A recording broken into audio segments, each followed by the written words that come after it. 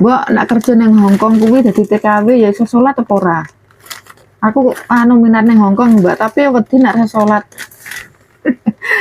Iya ya, bolo. Aku masalah iki nek nang Hongkong kan mayoritas ada ya wong muslim enek, tapi sedikit ya. Majikan muslim ki enek nang sithik.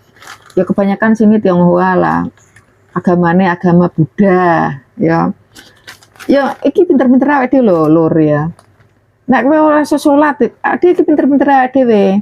Nek iso pas interview aja takon aku iso salat ora. Kowe nak takon ki malah majikanmu ora gelem, biasane ngono kuwi. Majikane sok leki piye ya engko pikirane wis neko-neko, engko salat arep lah arep piye, Mereka itu takut, kita itu piye-piye ngono lho. Terus takut gaweane ora kecanda. Soalnya mereka nggak tahu kita berapa lama sholatnya.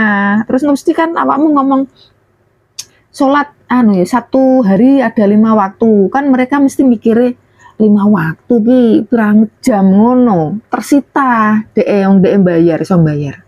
Ojo takon, nak pas interview aja takon. Aku iso sholat pura. Sing penting ki pinter-pinter awakmu dhewe. Masuk majikan to. Ojo ngomong majikan awakmu sholat, delik-delik. Ngono lho bolo. Pinter awake dhewe ya. Lah engko nek wis awakmu rada suwe kerjane kono wis ngerti watak-watake majikanmu. Baru awakmu ngomong apa ya terserah awakmu. Nek majikanmu cocok karo awakmu, gak mungkin awakmu ora dioleh salat. Wis ngerti gaweanmu piye ya. Gaweanmu resik terus mereka cocok karo awakmu, mesti awakmu ya dioleh salat. Ngono lho.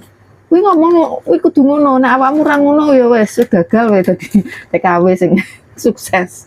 Tenan. Aku cukup kurang apa-apa majikanmu lho ngerti kerjaan kok wis ngomong iso salat ora. Aja ngomong ya. Oke, selamat jadi TKW yang sukses.